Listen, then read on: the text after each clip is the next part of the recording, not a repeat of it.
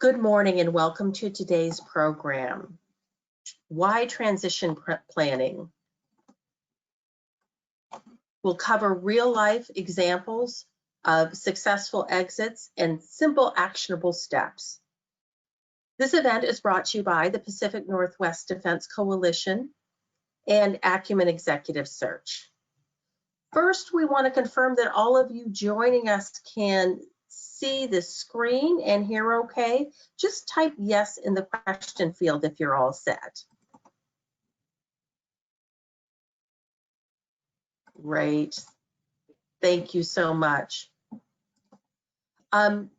Few reminders here. If you do have a question at any time, feel free to type that in the same question field and we'll address it to the speaker.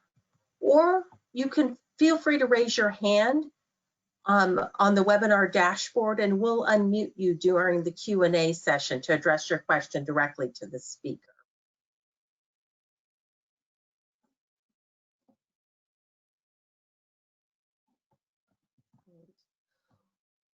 PNDC is very privileged to have Acumen Executive Search as a sustaining member and trusted advisor to PNDC and all our members. Suzanne Hannafin and Karen Anderson at Acumen are passionate about empowering professionals and their personal growth. Since the inception of Acumen in 2007, Suzanne and Karen have focused their vast experience in management, consulting, and HR to help companies grow. Succession planning is an integral part of Acumen's business model. Working collaboratively with clients and professional advisors and developing win-win scenarios to meet all stakeholder needs. Karen, I'm going to turn things over to you and let you lead off the discussion. Thank you, Kate. Welcome to all our PNDC audience. I really enjoy our gatherings together and hope you're having an easy time even during this craziness.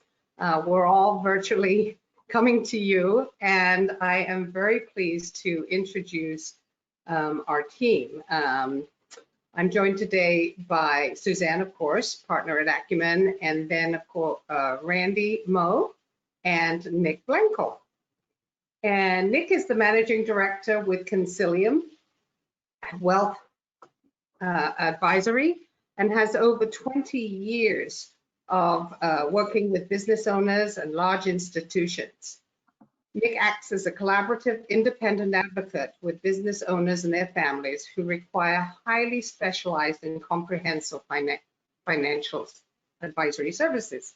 His focus is on helping clients achieve maximum value while minimizing risk to their assets during the planning and sale or transfer of their business.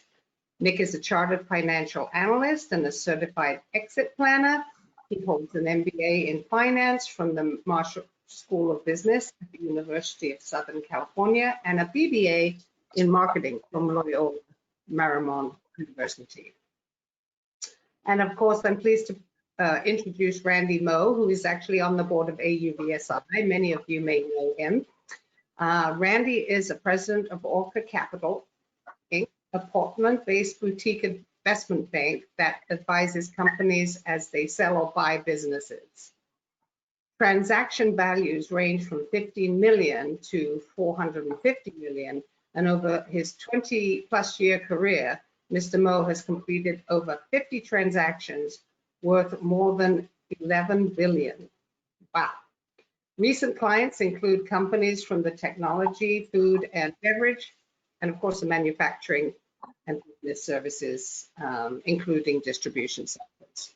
Previously, Randy was a director in Citigroup's Technology Investment Banking Group in Palo Alto, and that's where he received his MBA from the Anderson School of Business at UCLA. His Bachelor of Science in Mechanical Engineering in Aerospace from the United States Military Academy at West Point. And then, of course, last but not least, is my friend and partner, Suzanne Hannafin, CEO of Acumen Search, Executive Search, and we founded it in 2007 with a true focus on leadership. We really care about partnering with companies to their and watching them succeed. Both of us work with NBC on the board and in committees, and we are passionate about helping people in this particular area. This is my passion. And the reason it is that for many years, when early in my career, I witnessed the president of the company I worked for suddenly had a heart attack. And his widow, she had never been involved in the business. And all of a sudden, she let her 3 managers take control. And sadly, 18 months later, she was forced to sell the company for pennies on the dollar. And it was such a tragedy, and I'll never forget it. It should never have happened. It was a thriving business, and with good leadership, should have grown exponentially. And then last year, another example, a company in Southern Oregon reached out to us, and the president had just been diagnosed with terminal illness, sadly. He had 3 sons in the business, but they weren't nearly ready to take over. And all of a sudden, he needed in fact, he asked us to find him a CFO, mentor, coach, so that the children could be groomed quickly. And of course, this gentleman had to be a cultural fit. We found that description, and he's worked marvelously with the children, one of which is the president now. Sadly, the president passed away soon after the CFO took over. To say everything is going very, very well. But, you know, as so often happens, there is no plan in place. In fact, I know people haven't even got a will together, and it's tragic because we never know what tomorrow brings. I think this emergency has taught us that we need to be prepared for life, if not for us, for our heirs. So, you know, do you have a plan? Nick, what is a succession plan? Can you describe that, please? Yeah, thank you, Karen, and thank you everyone for attending. It's a pleasure to be here with you all today. So a succession plan or exit plan is a holistic approach to designing a business exit strategy that provides you and your family with maximum value for your life's work. So in this process, we are trying to determine when, to whom, and for how much. So when do you want to leave the business? How much money are you going to need in order to have financial security? And to whom are you going to sell? To a key employee, family member, unrelated third party. So it's those 3 basic components. And then surrounding that is a advisory team that's comprised of trusted professionals that will include executive search, financial advisors, investment bankers, like we have here today with Acumen and Orca. It will also include legal and tax professionals. And you put that all together to help the owner guide them through the process of value maximization and financial security. Fantastic. As far as Wikipedia's translation of succession planning is a process for identifying and developing new leaders who can replace old leaders when they leave, retire, or die. In business, this entails developing or hiring key executives. In speaking of succession planning, one of the first tasks to do is to have a full review of your financials, as Nick spoke to. Where are you now? Where do you want to go? And what is your timeline? What type of transition? There are actually 4 main exits: grow from within, sell your business, give your business away, or recruit your successor. The facts are, sobering facts, 70% of companies do not have a succession plan, which puts their families, their employees, and everybody at risk. Ask yourself, are you one of those 70%, or are you the 30% that is prepared or is taking that process on now?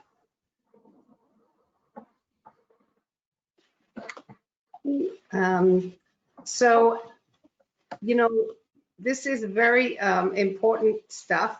Please, and I'm pleased to ask Nick again. What is your typical story? What is your focus and typical initial conversations with clients? Just wanting information. Right. Oh, thank you, Karen. It's a great question, and it involves really a very detailed conversation with the owner, but we're trying to solve one very important question, and that is financial security. So a great example is we have a client out of Florida. They're a plumbing and HVAC company. They do about 11 million in revenue annually today, and the husband and wife team have about $1 million in personal liquidity. So this is assets other than their personal residence. So what we're trying to determine is kind of what is that value gap? So the yellow part on the chart, what are you going to need to close? So we start, step one is, what are your goals? What do you want to do post-retirement?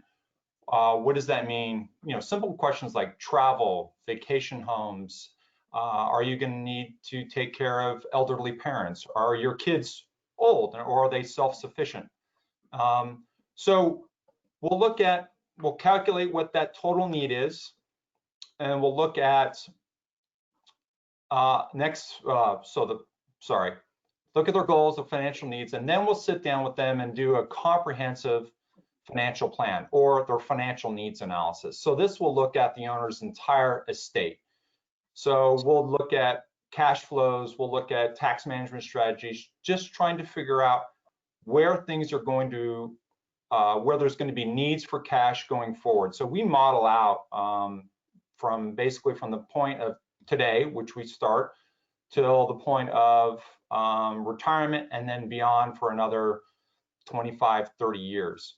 So once we've calculated what their expenditures are going to be, their financial needs, then we'll look at the current valuation of the company. So in this particular case, the current value of the company was $3.5 million.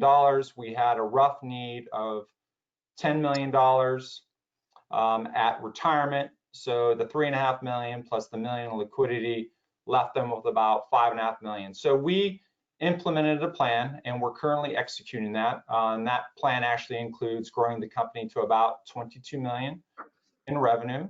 We actually helped them bring in a financial professional to help build out their financial team. And now we're in the process of taking their business cash flow projections and determining what capital needs to be retained in the business and what capital can actually be distributed to the owners. So we can begin to close that gap and therefore have less reliance upon the ultimate sale value of the company. So right now we're trying to close that gap of roughly $4.5 million, targeting a pre-tax sale price around $9 to $10 million. And then we'll achieve that sometime in the next 5 years. And then for families that are much larger, we'll actually get into what we call family governance, and that's essentially helping prepare the second generation, third generation for what it means to be recipients of larger estates. So we'll help them set up a structure that's very formal, governance, teaching them kind of what wealth is, a communication process, and also what it means for family vision. And we'll sit down and design that initially with the owner, and then implement it over the next 5 to 7 years. Wow. You know, it's such a daunting task for people, but when you have an advisor and a team, obviously it makes it a lot easier for people. Yeah, it does. Process. Thanks, Nick. Your comments also ring true, because this is where often acumen gets involved.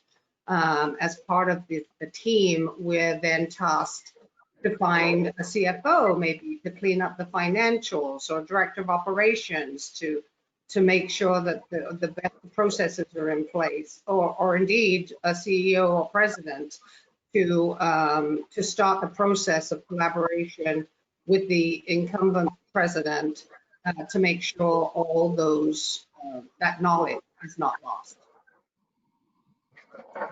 Randy, can you, you know, valuation is very important to an owner. It's they've worked all their lives for that. Can you speak to the process that you work with?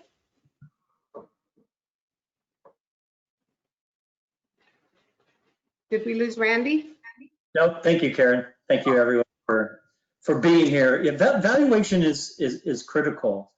It's really, it's the foundational basis to understand kind of where you're starting from when you begin the succession planning. If you look at, from Nick's previous slide, the value contribution bar chart, helps determine kind of the gap between kind of where you want to be and where you are today. And oftentimes the biggest component of that is the business. So it's really critical to understand kind of where you are. And it should be done as, early in the process as your succession planning process is practical, because really, again, it sets kind of the bar where we're beginning, and then how much gap we have to make up. And the earlier it's done, the more time we have to fill that gap. And certainly there are situations where a person's financial need and their business value overlap, and that's great. There is no gap, but many times there is. And again, the sooner we understand that, the sooner we can quantify that, the sooner then you can develop a specific plan to execute against to help close that. Now, valuation is both science and art. The science of it is you have profitability, you have a multiple, and you apply that multiple to the profitability, and you have the value of the business. But the art here is, what is the multiple? What is the appropriate multiple in your business? And again, working with an advisory team, there's an ability here not to only increase the profitability of your business, but as well as the multiple that's applied to your business. And that really can, compound upon itself and create some incremental value, significant incremental value very quickly. So again, valuation is critical here, because again, it just helps frame the whole opportunity of where you are now, where you ultimately want to be, and then what it's going to take to get there. Absolutely. Thank you, Randy. This is so important for you to work with these. I can see the need for this essential advice. Suzanne, can you please walk me through some different examples? I know we've worked with several companies, but if you could talk to a couple of different examples and talk about the process adopted and address any misconceptions in particular. Specifically talk to the financial advantage of having a successor in the early process. Absolutely. Thank you, Karen. Thank you, gentlemen. Yeah, there's two examples I wanted to talk about how recruiting plays into your succession planning. And if you heard both Nick and Randy, both of them talked about when the owner influence on day-to-day diminishes, then the valuation goes up. And I know we'll talk about that a little bit further on.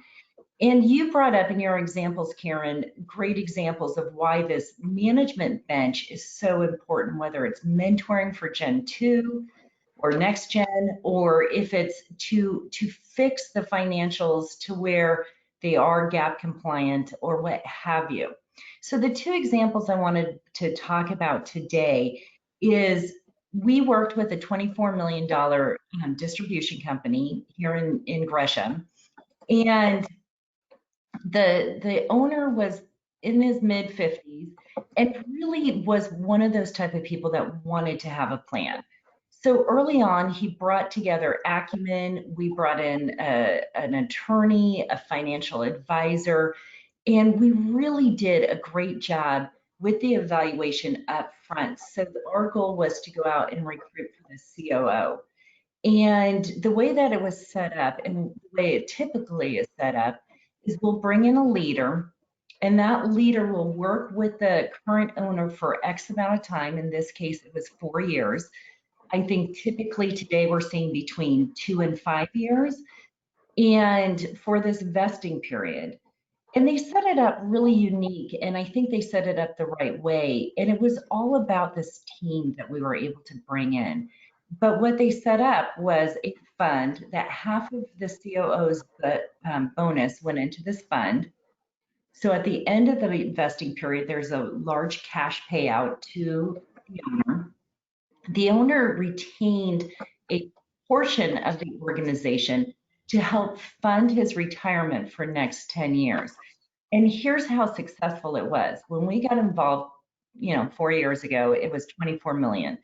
When the ended in February, they were up to $57 million. Wow. And so you look at this next 10 years that this owner is going to get payout, it was so much higher than if he were to have sold his company for $24 million. And that knowledge and that growth path was so critical. And the success really was on the COO that we found. He brought in a big relationship, but probably equally as important is he looked at efficiencies and processes and streamlined the whole thing. So I think that example, again, is kind of the typical one that we see. But in reality, the second example is primarily what happens more than not. And we got involved with a $100 million construction organization with 3 owners. Each of the owners were in their upper 60s to early 70s. And they really thought they had a successor. And that successor had been with the organization for 7 years. He was in his mid 40s. And all of a sudden, he ended up with brain cancer and decided to quit the company to spend time with his family. Well, I think they were all pretty shocked and didn't know what to do. And then out of the blue, one of the 3 owners ended up with a stroke. And I think that was really what made them pick up the phone to call us. And just like bringing, the first example, it was all about bringing in that team, getting that sound evaluation by people like Randy, having that financial advisor like Nick, and working with the other 2 owners on how do you buy out that third, and then what portion of that stock goes to that new president that we recruited for. And in this case, the vesting is 2 years. So it's a very short window. And again, I hate to say it's usually something like a stroke or something happens that brings people in versus that first example of, describes really what a solid handout should look like versus a compressed time period. Karen? Yes, thank you, Suzanne. I know firsthand how exciting it was for us to see that payout earlier this year and the company's thriving, almost doubling their value. That's doing it right. So Randy, talking of value, can you talk to the key value of drivers? Sure. Really to build on what Suzanne's been walking through, a key value of the driver is the team, the management team, the depth of the bench, and not necessarily the owner. And sometimes it's counterintuitive. The owner, the business more likely than not has been kind of their entire adult working life, and they've poured blood, sweat, and tears into this operation to get it where it is today, and they are to be commended for that. But when thinking about succession planning and whoever is on the other side of that succession, what they want to make sure is that they're taking over, buying an operation, inheriting an operation, whatever the structure may be, but it's going to continue to operate like it did before that transition. And part of that is having the team in place to give that buyer the certainty and the confidence that will continue. You know, any business, whether it's, you know, reliant upon the owner or any one individual, is perceived to be less valuable because there's inherent risk in that. And as an owner, you really need to think about what it is you want to do after the succession. And certainly there'll be an expectation that there's some sort of transition period, because there's certainly a lot of institutional knowledge that any owner would retain. But to drive the best deal, to get the most value and provide the owner with the most flexibility, they really need to kind of back away from the day-to-day operations and really phase out of the business. We find that, you know, oftentimes it's really helpful for an owner to, you know, create a job description of really write down what exactly it is that they do, because I guarantee you no two are alike, and figuring out ways to either, you know, distribute these other responsibilities to existing team members, or bringing in somebody new and filling a new position. But it's really important from a buyer perspective that that team be there. We've had a number of situations where there was a company where both owners were essentially retired already and had brought in a president to run the operation. It wasn't president in title, but really in goals and responsibilities. And it was critical that that person was there when we engaged and ultimately sold it to the buyer, because eventually what they did is viewed it as they were buying the operation, but backing the individual who then was able to get an ownership stake into the entity. Conversely, we've had a number of companies where we've had issues trying to get the transactions done because owners were looking to transact or transition out of the business within a 12 to 18 month time period.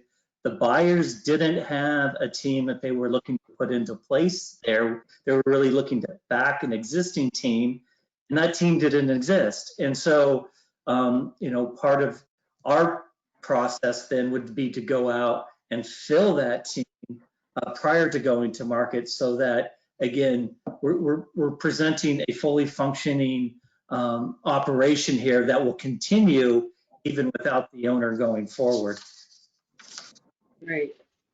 And I really encourage the audience to look at this chart here, slide 8.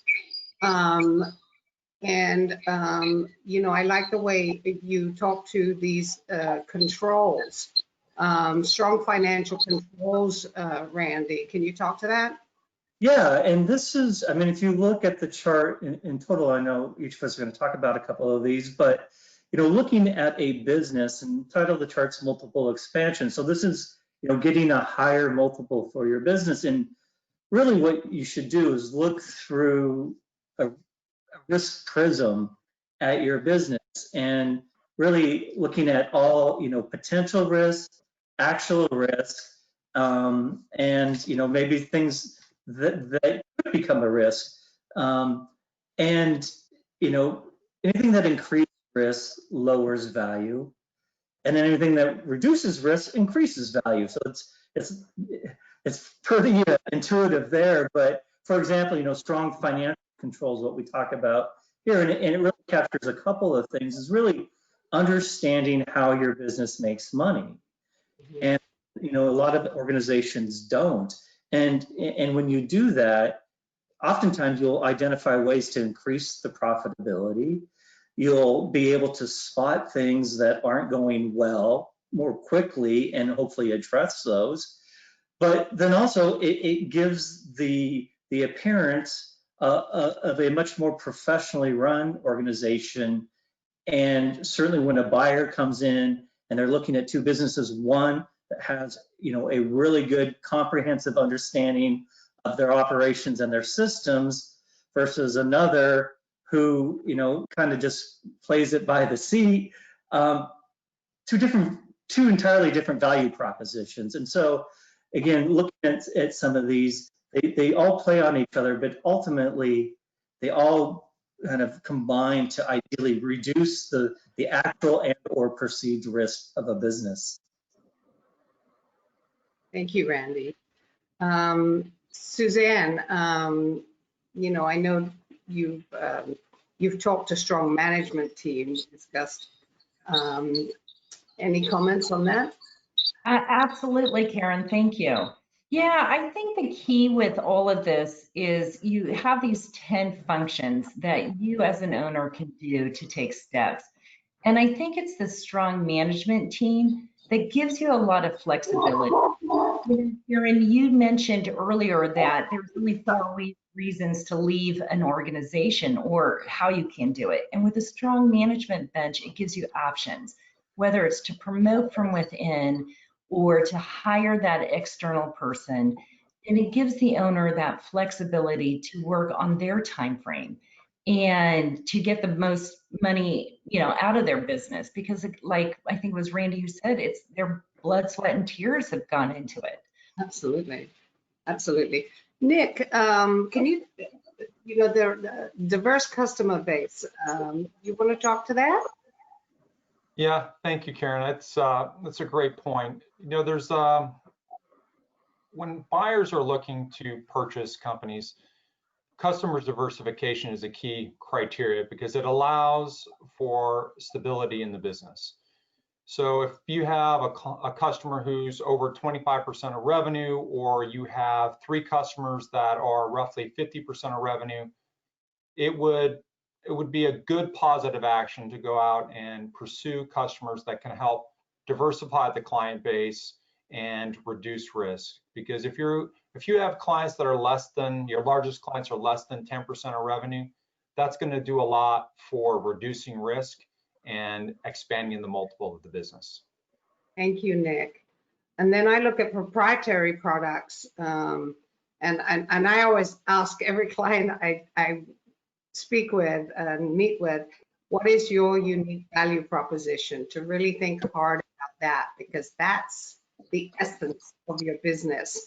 And you know, think about what else you do and how protected is your position. Anyway, a great chart, and thank you everybody for contributing on this piece. Now, in closing, I want to say to the audience, you know, we realize this is a very uncomfortable subject. However, the reality is that if you don't have a plan, the state could likely inherit most of your assets. The assets you've worked your entire life for, which would leave your family and loyal employees in a dilemma. And conversely, by having a plan and a team, you open up honest communication with the family. You've got somebody else to prompt these tough questions. And certainly you can avoid extremely costly outcomes and heartache. You've worked so hard to, you know, to secure your legacy. Why risk it all through inaction or avoidance? And get peace of mind, knowing that this is handled, this is done, this is in capable hands, and grow your business and enjoy your retirement. Kate? Great, thank you so much. This last slide is very valuable for every business owner to look at. We are going to open it up for audience questions at this time, so I encourage all of you online, feel free to type your question in or just go ahead and raise your hand on the GoToWebinar dashboard, and we will unmute you and you can address your question to the audience. We'll get started here with a few questions. When is the best time to start planning for an exit? Randy, I don't know, do you want to start off on that? I think yesterday would be the best time to start planning for an exit. And I'll let Nick walk through his process. But one thing that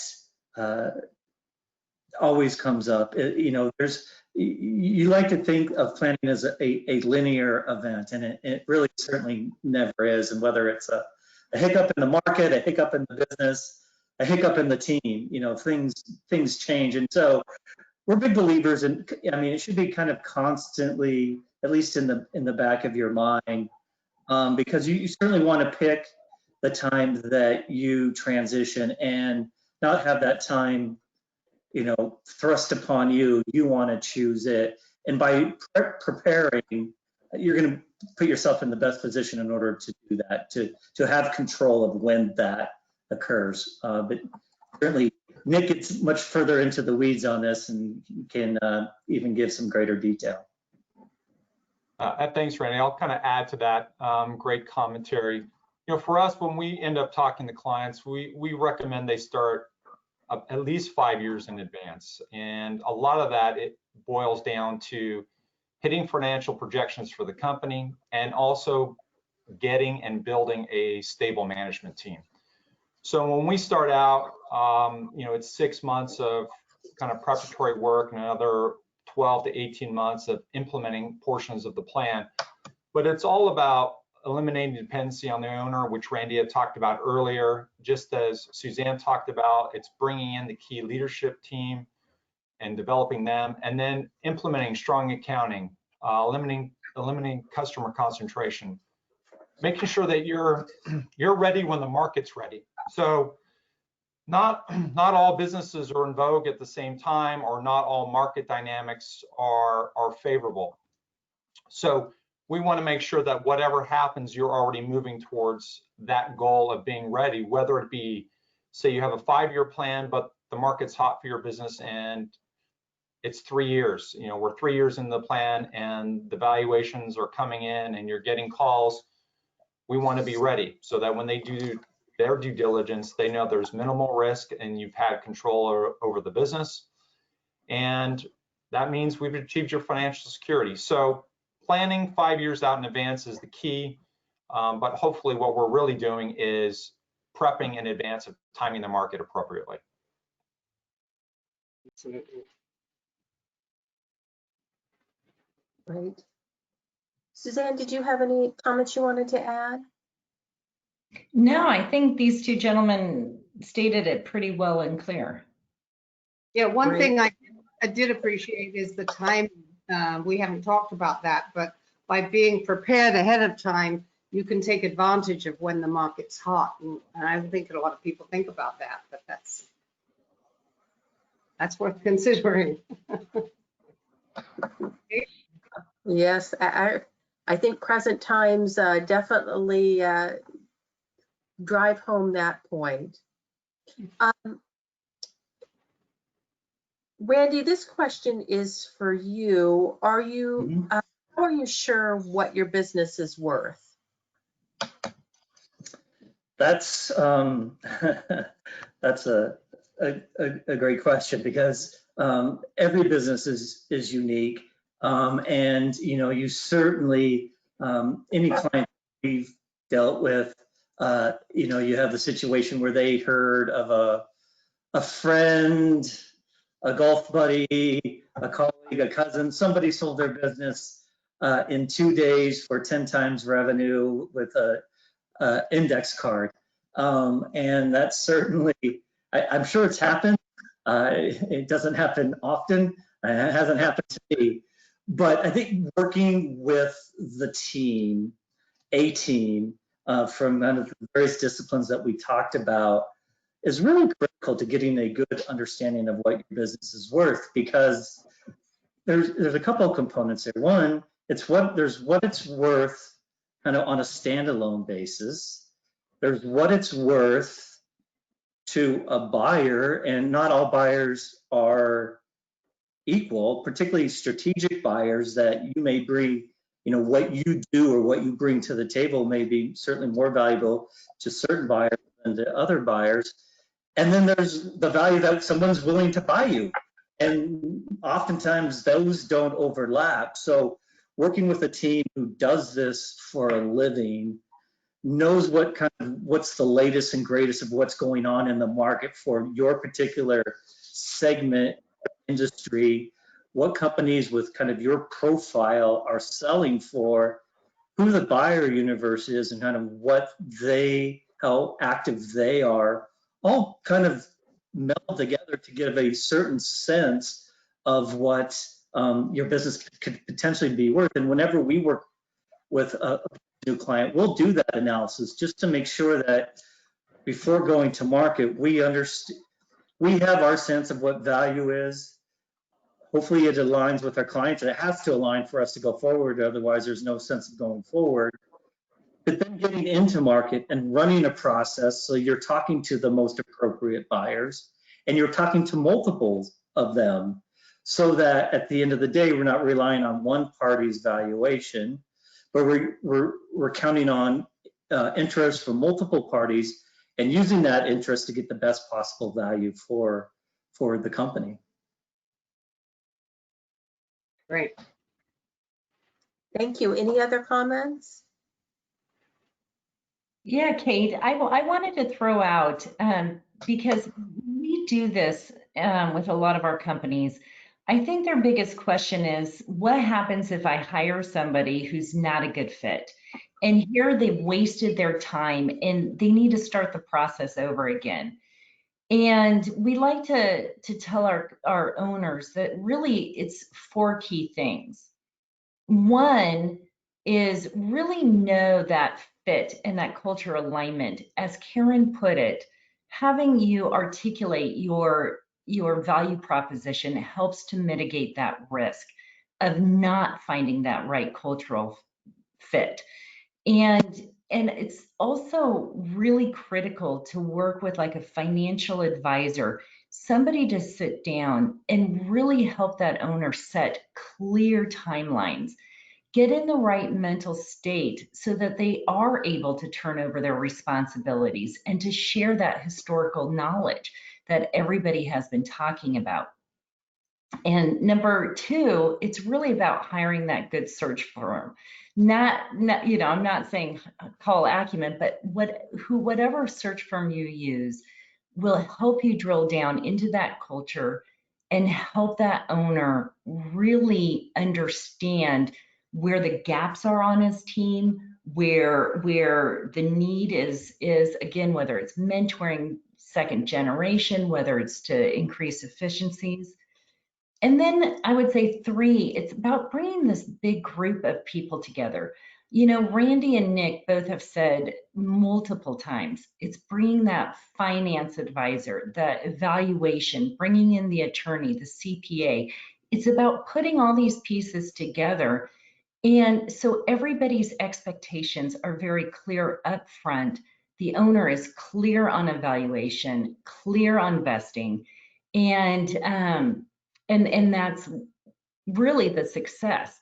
And the 4th piece to this is really to know, I'm going to quote an old saying of hire fast, fire faster.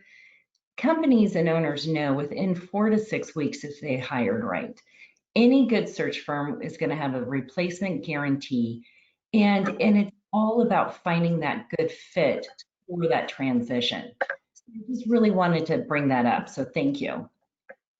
I'd like to also add that, when you go to this level, when this is your end game, so make sure that you've got good communication, good team, of course, and know that, good search firms are guaranteed, so they really do know what they're doing. And even if it's consultation, it's good to have a team. Great. Along those same lines, we have an audience question addressing retention issues for both customers and staff through a transition. Karen, Suzanne, I know you've worked with staffing issues through a lot of organizations. Do you have some comments on that? Yeah, I think the number 1 thing is really about communication. It's hard to communicate an owner is transitioning. And I will say it is human nature during any type of crisis, any type of disruption, for people to think the worst. And so I think when the owner is really honest and clear about what they're doing, it really just in the basics of people, it honors and respects them. And I think the second thing we also see a lot is retention bonuses. I think that's critical to set up. Again, it's that full disclosure. We're in this together at the end. And if possible, bringing and involving your staff into the process as much as possible. I know you don't want to talk about financials with, you know, all staff members, but the key management team needs to be brought into this and be part of this process as well. And I think that helps the buyer as well as the seller. Karen, would you add anything else? Yeah. Yeah, I would just add that, you know, your employees being included in the communication helps them feel valued. And actually, that's the number one reason people leave their jobs is they don't feel valued. So always, always show in real terms, whether it's just communication, that you value everybody around you and you are all in this together. People want to support you when you're honest with them. Nick, Randy, do you have any comments on that? This is Nick here. I'd say, one, I'd echo everything Susan and Karen said. When we get in with management teams and the owners, we actually bring them in quite early, especially if the management team has been with the owner for quite some time. If they're a new hire, it comes down to a gut feel on the part of the owner. But we actually recommend that the owners put in not only just the retention bonuses, but also successful sale bonuses, really make it worth their while. And then on top of that, put in those packages growth goals for the company. So revenue and profitability goals, so that they all come to the table understanding that we're working together. If he succeeds, I succeed, or she succeeds, I succeed. It's very important. And then that echoes really what Karen mentioned in her comments is tell everybody early, get them involved, let them know that they're part of the team. Everybody knows the sale is coming. They just know, it's intuitive. If an owner starts getting older, they know a sale or a transaction of some sort has to happen. And if, just like Karen and Suzanne said, if you're honest and upfront with them and let them know what your plans are and how they're going to participate, the whole process goes much more smoothly. Yeah, I would say it's about aligning incentives here. And if everybody's incented for the same outcome, it typically works out pretty well. The only, I would just go to the other side a little bit and caution. We're talking about key employees, key management team members, knowing, and it did certainly, if it's a transition amongst family members, that's an entirely different dynamic versus selling to a third party, because there are sensitivities out there that if we're to get out, whether a competitor were to find out or a customer were to find out that the business is for sale, that can cause issues. And, we're big believers in maintaining confidentiality throughout the process, so you control who finds out and when, and so you can, manage that messaging. But it's a balance. It's a balance too, because again, certainly senior members, key members of the management team play a critical role in the process. But you want to be careful that, again, it doesn't get out to groups that certainly we don't want to know prior to a transaction occurring. Great information. Thank you. A question here, how do I successfully transfer the business to my children? I think definitely a lot of family-owned businesses. Nick, do you want to start off on your thoughts on that? Yeah, thank you for the question, Kate. It's a delicate situation because we're really fighting two opposing angles here. One, ensuring that just like any management team transfer when you're selling key personnel is, are they ready? And if they're not ready, what sort of plan do we put in place to ensure that they're going to be ready at the time of that sale? And then the second issue is if you have multiple kids, are some of them involved in the business and others aren't? And when you plan to transition the business, being equal is not always equitable. So if you have family members who would like to have a piece of the business, but have not been brought up in the business, do not interact in daily management decisions. Do they plan to be active going forward? And what actually qualifies them for being active? So how you divide up the asset, the most important asset, is critical. And you have to realize that there are some family members who've actually put in blood and sweat into growing the business. And a lot of times in family businesses, those children have actually taken market discounts for wages, salaries, income, and have, I don't know what it was like for everybody else, but when I grew up, my family had a business, and families get massive discounts to minimum wage, and you start early. So, taking that into account, because you want to divide up the business, but whoever gets the business, if it's, let's say you have 1 or 2 kids that get the business, they're actually taking risk as well. So they have to make sure the business survives. And sometimes there are dynamics or outside forces that can impact value, and those kids will bear the brunt of that. And so let's say you have 2 kids, one is in the business, one's out of the business, it'll make sense to make sure that you take outside business assets and distribute those assets to them so that they feel whole, and that the family member who has been critical to growing the business actually feels as though they can run the business unencumbered by outside forces. So key point, make sure they're prepared.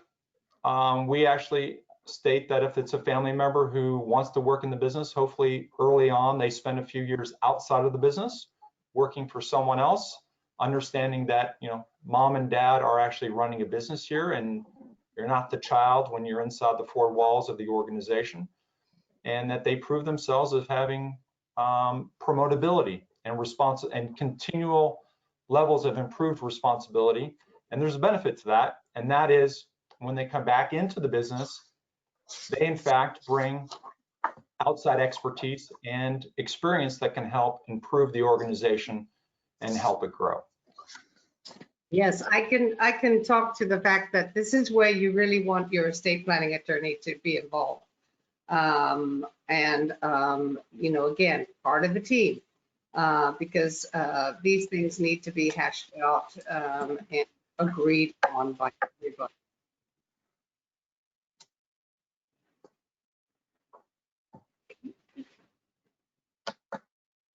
Great. Any other comments on that, Suzanne, Randy?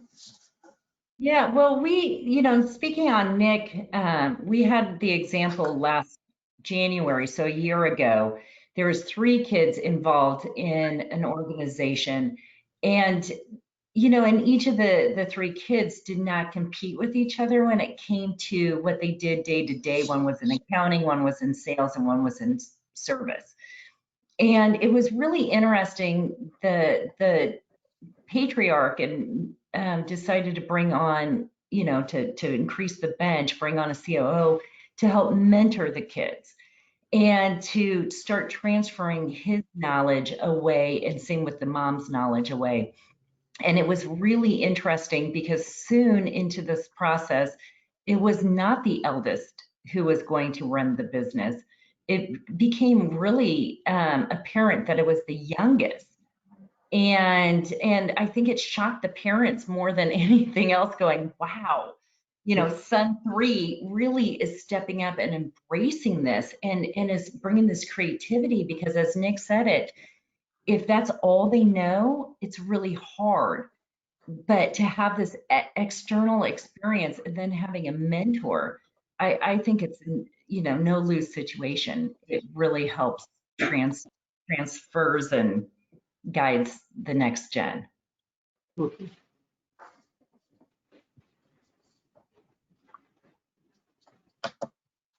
Great. Any other comments? Great. We'll take one more question here. How do I know it's the right time to sell my company? Randy, do you want to lead that one off?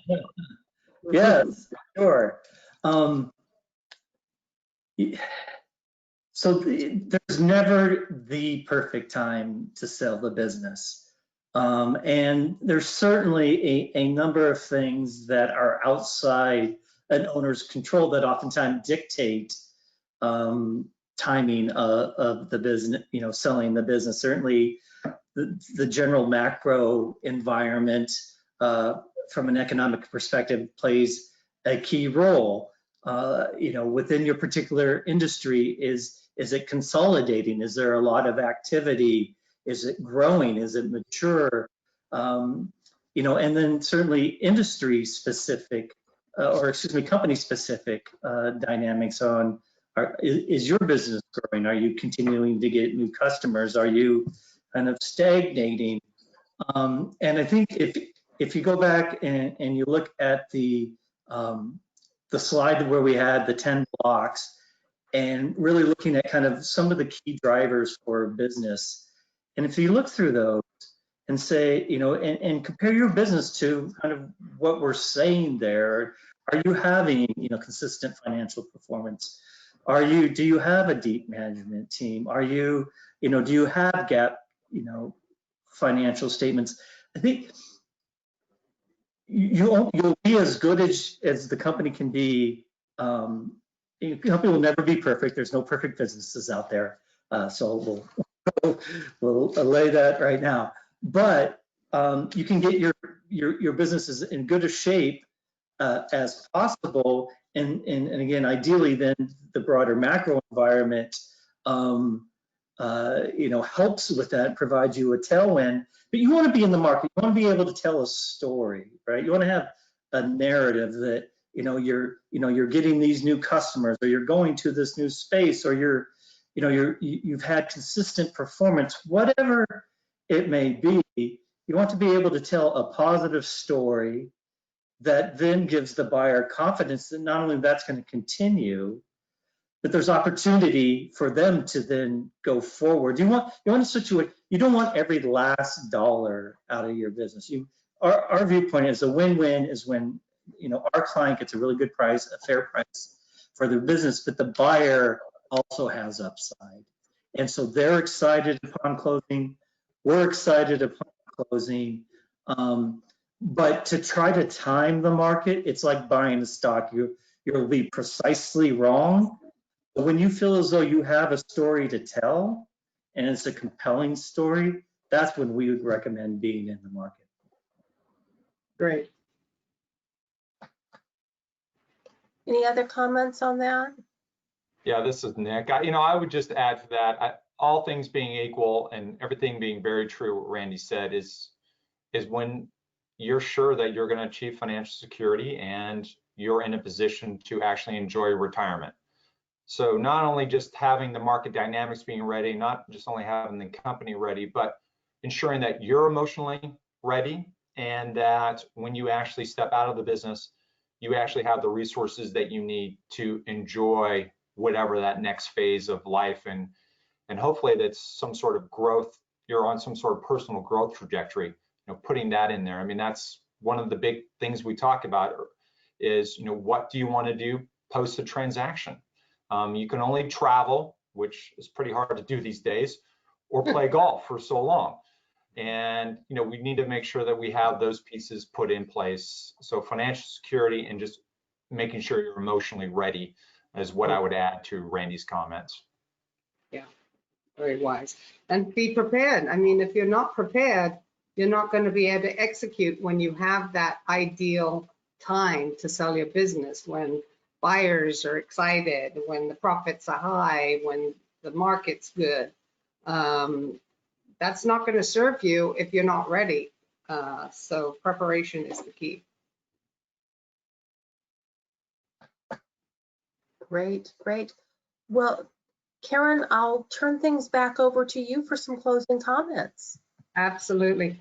Thank you, Kate, so much. And again, thank you, PNDC audience. I miss our happy hours. I miss our networking. So let's hope we get to do that soon. But in closing, needless to say, transition plans take years, 3 to 5. I can't emphasize that enough. The time is now to take stock. And I encourage you all to review or consider your preferred exit plans. Talk to your family. Decide on the type of transition that best suits. take charge and make a decision in the boardroom, not the hospital. Avoid the stress of not knowing what will happen and be in the driver's seat. You know, you can sleep at night knowing you've done everything and everything's organized and ready to go. I'd like to invite each panelist to provide one takeaway, one word from today's discussion. Randy? I'll have to say prepare. Prepare. Suzanne? Management bench, build your team, get options. Great. Nick? My word is time, because with time, there are options, and options are what we're looking for. Thank you so much. Thanks so much, panelists. You've done a great job. I hope the audience appreciated your words of wisdom. Clearly, we need to start with timelines and objectives, and then engage, communicate, and prepare. PNDC family and community, please know that we would be happy to field questions offline. We're here for you. Any question, big or small, we will list our contact information on the next slide, and it would be a privilege to speak with you and help you in any way we can. That's it. That's a wrap. Great. Thank you all. Really appreciate it, and appreciate your offer to talk through this. I think there's so many different scenarios.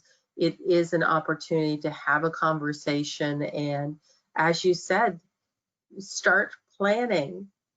So thank you all for lending your considerable expertise, and thank you all our audience for joining us today, and enjoy the rest of your day. Thank you. Thanks. Bye. Thank you. Take care, everyone.